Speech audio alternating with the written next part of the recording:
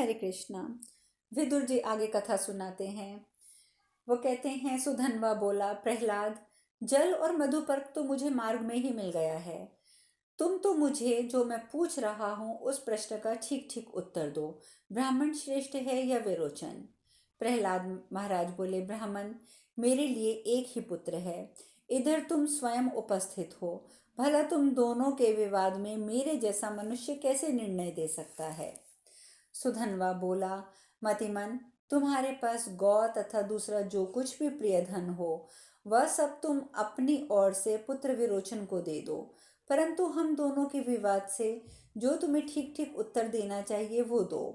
प्रहलाद ने कहा, सुधन्वा, अब मैं तुमसे एक बात पूछता हूँ। जो सत्य ना बोले अथवा असत्य निर्णय करे, ऐसे दुष्ट वक्ता की क्या स्थिति होती है? यह सुनकर सुधन्वा बोला, सौत वाली स्त्री, जुए में हारे हुए जुआरी और भार ढोने से व्यथित शरीर वाले मनुष्य की रात में जो स्थिति होती है वही स्थिति उल्टा न्याय देने वाले वक्ता की भी होती है। जो झूठा निर्णय देता है वह राजा नगर में कैद होकर बाहरी दरवाजे पर भूख का कष्ट उठाता है और बहुत से शत्रुओं को देखता है। अपने स्वार्थ के वशीभूत हो पशुओं के लिए झूठ बोलने से 5, गौ के लिए झूठ बोलने पर 10 और घोड़े के लिए असत्य भाषण करने पर 100 पीढ़ियों को और मनुष्य के लिए झूठ बोलने पर 1000 पीढ़ियों को का मनुष्य जो है वो नरक में गिरता है। स्वर्ण के लिए झूठ बोलने वाला अपनी भूत और भविष्य सभी पीढ़ियों को नरक में गिराता है। पृथ्वी तथा स्त्री के लिए झूठ कहने वाला तो अपना सर्वनाश ही कर लेता है। इसलिए तुम भूमि या स्त्री के लिए कभी झूठ ना बोलना। प्रहलाद महाराज ने कहा, विरोचन, सुधन्वा के पिता अंगिरा मुझसे श्रेष्ठ हैं। सुधन्वा तुमसे श्रेष्ठ हैं। इसकी माता तुम्हारी माता से श्रेष्ठ है, अतः तुम आज सुधन्वा के द्वारा जीते गए। विरोचन, अब सुधन्वा तुम्हारे प्राणों का स्वामी है। सुधन्वन, अब यदि तुम दे दो तो मैं विरोचन को पाना चाहता हूँ। सुधन्वा बोला, प्रहलाद महाराज, तुमने धर्म को स्वीकार किया है, स्वार्थवश झूठ नहीं कहा है, इसलिए अब तुम्हारे इस दुर्लभ पुत्र को फिर मैं तुम्हें दे रहा हूँ। प्रहलाद, तुम्हारे इस पुत्र विरोचन को मैं पुनः तुम्हें दे देता हूँ, किंतु अब यह कुमारी केशनी के निकट चलकर मेरे पैर धोए। विदुर जी कहते हैं, इसीलिए राजेंद्र, आप पृथ्वी के लिए झूठ ना बोलें। बेटे के स्वार्थवश सच्ची बात ना कहकर पुत्र और मंत्रियों के साथ विनाश का मुख में ना जाएं। देवता लोग चरवाहों की तरह डंडा लेकर किसी का पहरा नहीं देते। वे जिसकी रक्षा करना चाहते हैं उसे उत्तम बुद्धि से युक्त कर देते हैं।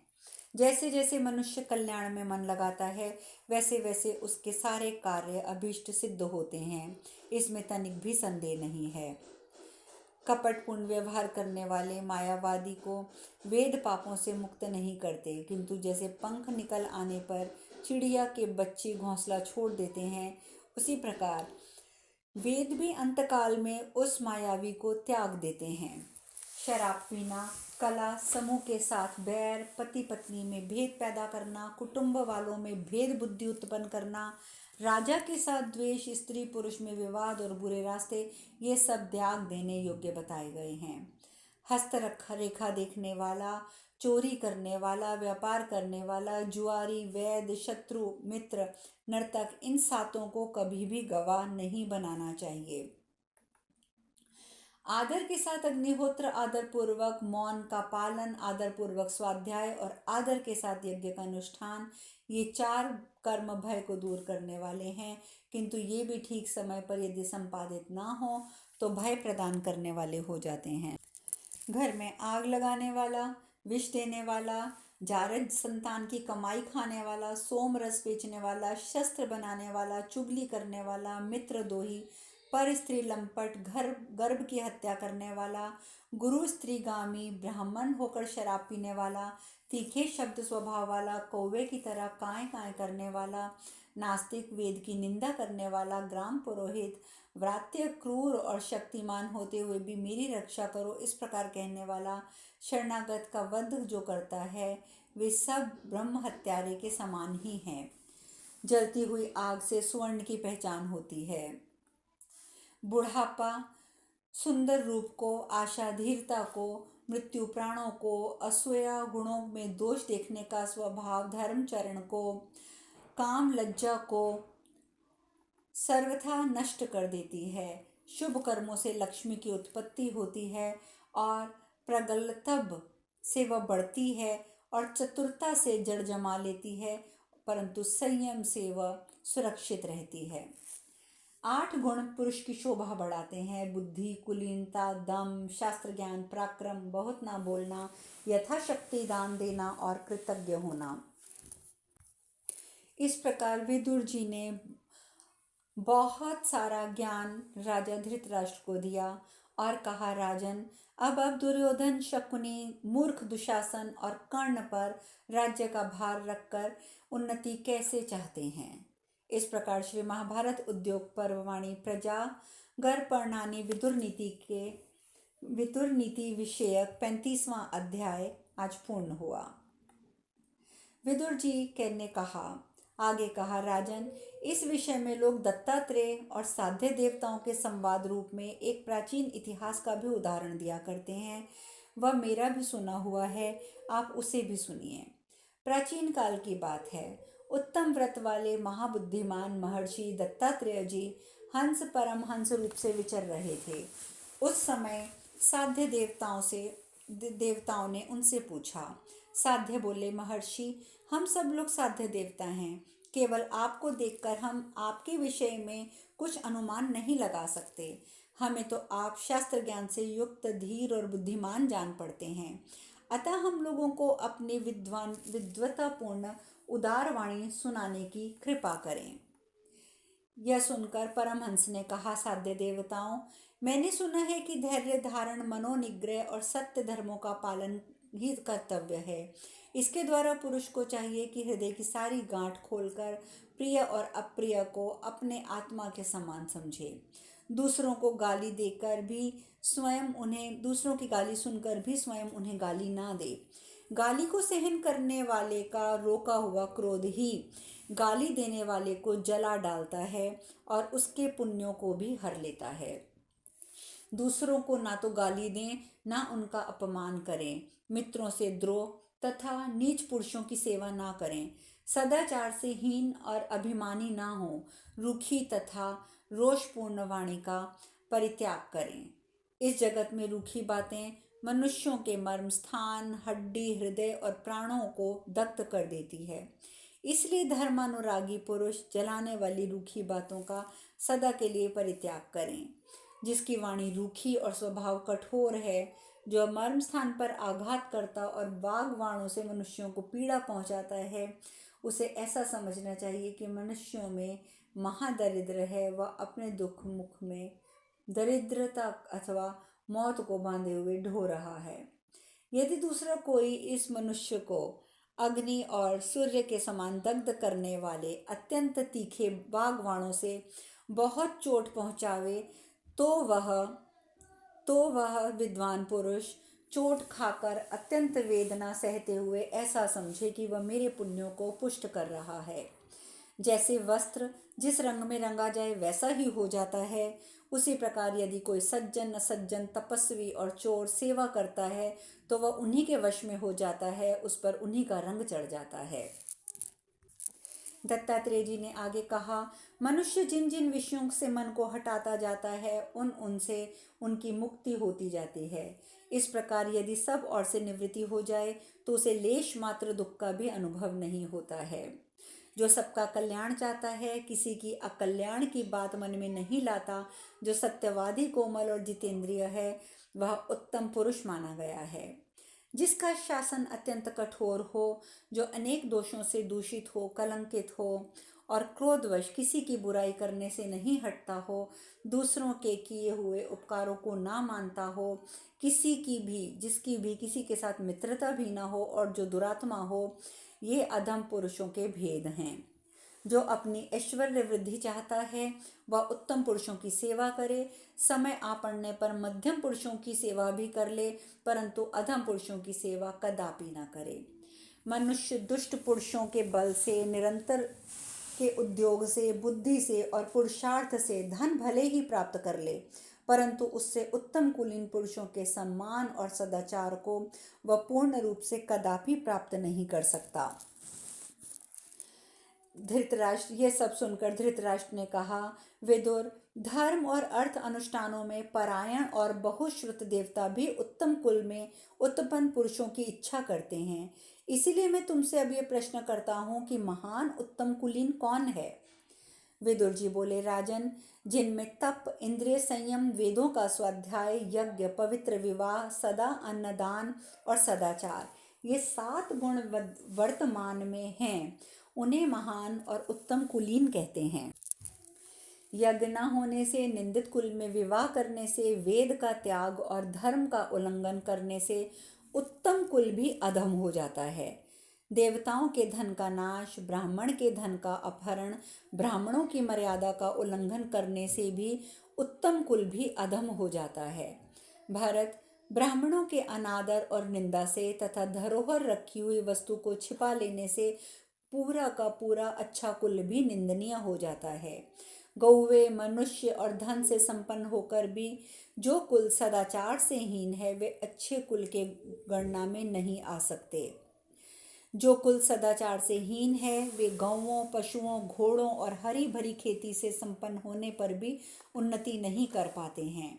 तृण का आसन, पृथ्वी, जल और चौथी मीठी वाणी, सज्जनों के घर में इन 4 चीजों में कभी कमी नहीं होती है।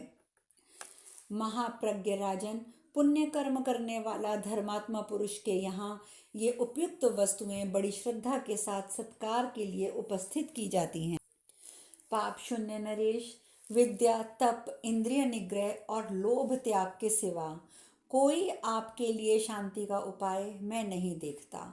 बुद्धि से मनुष्य अपने भय को दूर करता है, तपस्या से महात्मा के पद को प्राप्त होता है, गुरु शुश्रूषा से ज्ञान और योग से शांति पाता है। मोक्ष की इच्छा रखने वाला पुरुष दान के पुण्य का आश्रय नहीं लेते, वेद के पुण्य का भी आश्रय नहीं लेते, किंतु निष्काम भाव से राग द्वेष में रहित होकर इस लोक में विचरते रहते हैं। राजन, आपस में फूट रखने वाले लोग अच्छे बिछौनों से युक्त पलंग पाकर भी कभी सुख की नींद नहीं सोते हैं।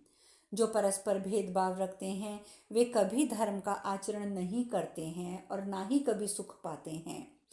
हित की बात कही जाए तो उन्हें अच्छी नहीं लगती है। जैसे गौओं में दूध, ब्राह्मणों में तप, युवती स्त्रियों में चंचलता का होना अत्यधिक संभव है, उसी प्रकार अपने जाति बंधुओं से भय होने की बात संभव ही है। परंतु नित्य सींच कर बढ़ाई हुई पतली लताएं बहुत होने के कारण, लंबी होने के कारण बहुत वर्षों तक नाना प्रकार के झोंकों को सह लेती हैं। यही बात सत्पुरुषों के विषय में भी समझी जानी चाहिए। वे दुर्बल होने पर भी सामूहिक शक्ति से बलवान हो जाते हैं। धृतराष्ट्र, जो लोग ब्राह्मणों, स्त्रियों, जाति वालों और गौओं पर क्रूरता प्रकट करते हैं, वे डंडल से पके हुए फल की भांति नीचे गिरते हैं। परंतु इस प्रकार समस्त गुणों से संपन्न मनुष्य भी अकेले होने पर शत्रु अपनी शक्ति से के अंदर समझते हैं, जैसे अकेले वृक्ष को वायु समझती है।